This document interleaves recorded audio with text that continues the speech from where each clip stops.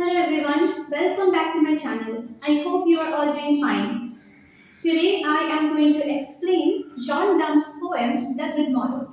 John Donne was an eminent representative of the metaphysical school of poetry.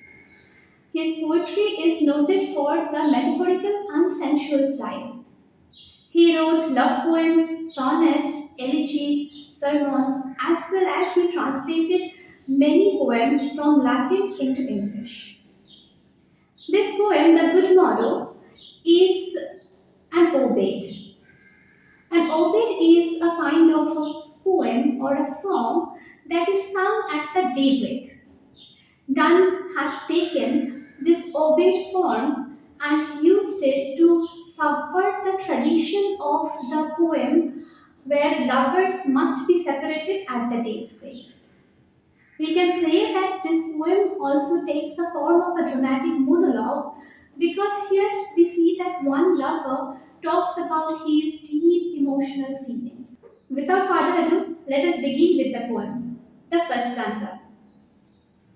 I wonder by my troth what thou and I did till we loved, were we not weaned till then, but sucked on country's pleasures childishly, or snorted we in the seven slippers den.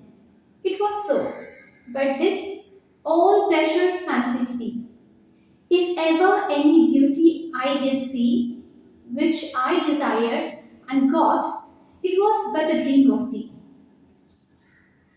We see that the poet here begins by asking a few questions. The tone is very colloquial, and the way he is asking this question to his beloved shows the intimacy they share in this relationship. The questions were what they did before they met each other. Donne here establishes a structure where at the first four lines he sets up some concepts and in the last three lines he resolves that. So in the first four lines he poses all these questions like what are the words they did. He refers that they were immature before they met each other. The sense of immaturity is conveyed by the words that are used from the child's semantic fields. The words are weaned, sucked, childishly. So all these words show that the two lovers were very immature before they met each other. We also see the prolonged period of immaturity. And this prolonged period of immaturity is conveyed by the alliteration of W, where were we not weaned. And this is established by the E sound at the end of each word. We see that there are two onomatopoeic words, snorted and sucked. These onomatopoeic words have very harsh sounds. This harsh sound is conveyed by the dominance of the sibilant sound, snorted, sucked. These harsh sounds may refer to the harshness of the previous lovers. The previous lovers were very common and very base. Here we see that the Donne has distinguished between the sophisticated and unsophisticated. He used one phrase called country pleasure. Now, country pleasure is the common pleasure. The Donne associates the country with simple, base things. So, the word country, through the word country pleasure, Donne maybe want to refer that the previous lovers were unsophisticated and their love was very common. It is possible that Donne may be playing with the homophonic country. That means he is referring to the pure physical aspect of the previous lovers, of the previous relationships. In the phrase seven slippers ten, we have one allusion. Dunn alludes to the legend of persecutions of Christians by the Roman king Decius. Seven soldiers went into a cave and they miraculously fell asleep. And they kept on sleeping for 200 years almost until the time a king came who was more sympathetic to the cause of Christianity. By referring to this seven sleepers ten allusion, Donne may want to say that he and his beloved were unconscious of the true nature of love in that prolonged period when they were busy with the country pleasure, the small, insignificant, common pleasures. The fifth line begins with "It was so." This refers to the authorial voice of the speaker. He says that all the pleasures of the previous lovers were nothing but fancy. They were ephemeral. They had no substance. They were just like a dream. The stanza ends with a flattering claim to the physical beauty of the beloved. Donne says that the physical beauty of the beloved is unmatched. This cannot be compared to the physical beauty of any other previous lovers of his. This is the first stanza. Let us move on to the second stanza. And now, good morrow to our waiting souls, which watch not one another out of fear. For love, all love of other sides control, and makes one little room and everywhere. Let sea discoverers to new worlds have gone, let maps to other worlds and worlds have shown. Let us possess one world, each hath one and is one. We see that the first stanza ends with a reference to the physical beauty of the beloved. But in the second stanza, Donne goes from the physical side of the love to the spiritual plane of the love, which renders their love as universal. He comes back to the concept of waking up. This waking up can be both literal as well as metaphorical. Literal waking up from sleep or the metaphorical awakening of the soul. Here we see that the reference of fear. Why fear? Fear is the fear induced of jealousy. This is the fear of losing one another to someone else. Donne says that their love doesn't have any fear of losing one another. Their souls watch one another not out of fear of losing one another, not because they want to keep an eye to them, to their activities, what they are doing. Their souls watch one another simply because they get pleasure by doing so. We see in the third line, for love, all love of other sides control. There is a repetition of the word love. This repetition shows the all encompassing nature of love. In the fourth line, Donne interestingly brings the microcosm macrocosm concept. Now, what is that? This is based on the idea that all the patterns of nature, all of the cosmos are recreated or replicated within the very small scale of humanity. Donne here refers that their room isn't everywhere. That means their room is the entire world for them. One thing is interesting to notice here is that Donne uses the indefinite article "an" everywhere. It is not "the" everywhere but an everywhere. So maybe he wants to say that there are other everywhere outside their own everywhere. This can be rationalized through the concept of microcosm. By calling their room and everywhere, Dunn doesn't here deny the existence of the outside world. This is only the recognition that everything that is important to him and his beloved is present there within the room, which makes the room the world for them and everywhere. Here, one more thing is very interesting, which is the two adjectives which defines the room, one and little. This is in sharp contrast with the concept everywhere. Everywhere is a term which is very profound, which is defined by the two diminutive adjectives, one, little. That could mean that the lovers do not need a huge space. They need this little room which is sufficient for them because everything that is important it is in the room. And what is everything important? That is the lover. They are important to each other. They are the world to each other. We will see that this they are the world to each other. This concept will be developed further in the poem. In the fifth line of this stanza, we see that Donne begins the stanza with let, and we see the reference of let at the beginning of each line.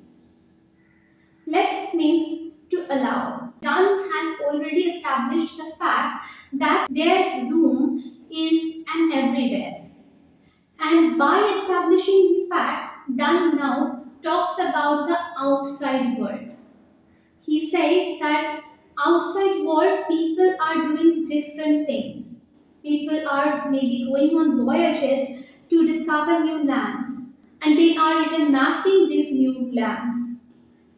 But they don't need them. He rejects all the other activities of the outside world and he calls on his beloved to do the same. Cartographers represent worlds on board. It is a globe.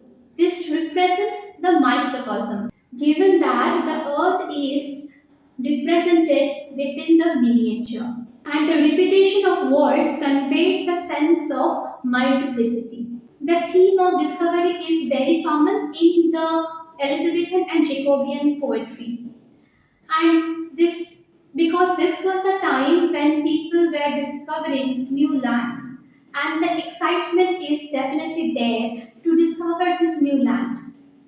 Donne says that the adventure of discovering is a new land can be found within the relationship. He doesn't need to look outside the relationship or he doesn't need the outside world to get that pleasure, that excitement. So he wants to say that let everyone else discover the other worlds. He doesn't need that. He clearly rejects this activity also. The stanza ends with a very difficult or rather complex philosophical notion. He says that each lover possesses one world and each lover has only one world and they themselves are one world. So the two lovers have their world and their world is singular. We see he is saying one word. So their world is singular, yet their world is unified. Let us move on to the third stanza. My face in thine eyes, thine in mine appears, and through plain hearts do the faces rest. Where can we find two better hemispheres, without sharp north, without declining west? Whatever dies was not mixed equally. If our two loves be one, or thou and I, love so alike that none do slacken, none can die.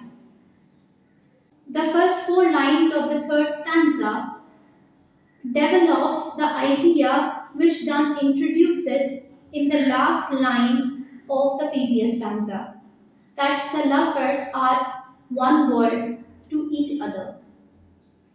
Their images are reflected to each other's eyes. Their eyes refer to the two sides of the world.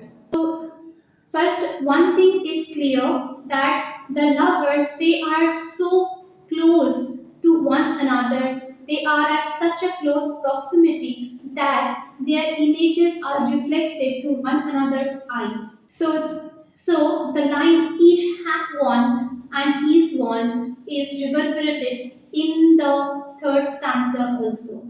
Done here very cunningly employs chiasmas. He here creates a grammatical balance in order to signify the balance within the relationship. And the reversal of syntax signifies the mirror image in each other's eyes. Next, we see that Dunn focuses on honesty. Honesty is a very important trait which is necessary in any relationship. And for the case of these lovers, their honesty is shown on the face. Both the adjectives true and plain are associated with honesty. We have a synecdoche of heart. Heart represents the passion of love within the heart. And the use of heart, this synecdoche, also represents the dominance of this organ within the lover's body. Whatever they do, they are driven by their love for one another. And here employs another concept of hemisphere. Hemisphere means part of a whole. By employing this concept, Dunn refers that the two lovers are parts of one's whole, one unified whole, because together they possess one world. Here he marches together all the conceits. The sphere created by the two hemispheres is associated with the perfection of Greek geometry. These hemispheres present that the lovers possess a better world compared than the physical world. Their hemispheres do not have the sharp north. That means their hemispheres do not have the coldness of the north. The cold is associated with the cold of feeling. The lovers are too warm to each other. They cannot be cool to each other. Their hemisphere do not have any declining west. Their hemispheres do not have a point where sun goes down. That means there is no ending in their hemisphere. It is a perfect world. It is even better than the physical world. In the line, whatever dice was not mixed equally, Dunn seems to be referring to the ancient belief of the ancient Greek, the ancient belief of the humors. The belief goes like this that the body is the body is the blending of four humors, and the equal and well blend of these four humors represent immortality.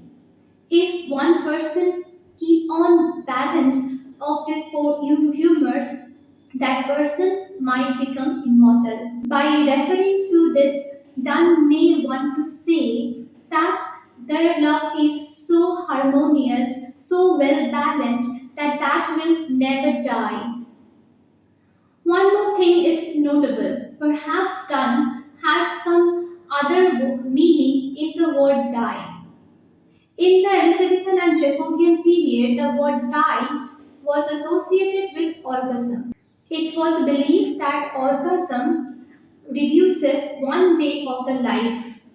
Dunn maybe is referring that their love exists on the spiritual plane and not on the physical plane. Hence, their love can never die. And the lovers can never die because the lovers will remain forever through their love. The last two lines are very interesting as well as there is certain amount of uncertainty. The uncertainty is maybe directed towards the beloved. Dunn says that in order for their love to become eternal, the beloved's love must match Dunn's own. So he urges the beloved, he pleads that her love also should match Dunn's love. The plea for equality and balance is echoed in the parallelism of the final two clauses. Let us look at the structure of the poem also. There are three stanzas in the poem, and each stanza has 7 lines. The 6 lines of each stanza are of iambic pentameter, and the last line of each stanza is of iambic hexameter. The structural balance of this poem also refers to the balance and harmony of the relationship between Donne and his beloved. I hope my explanation would help you to prepare this poem better. For more explanations of this kind, please keep an eye on my channel. I will see you in my next video. Bye bye.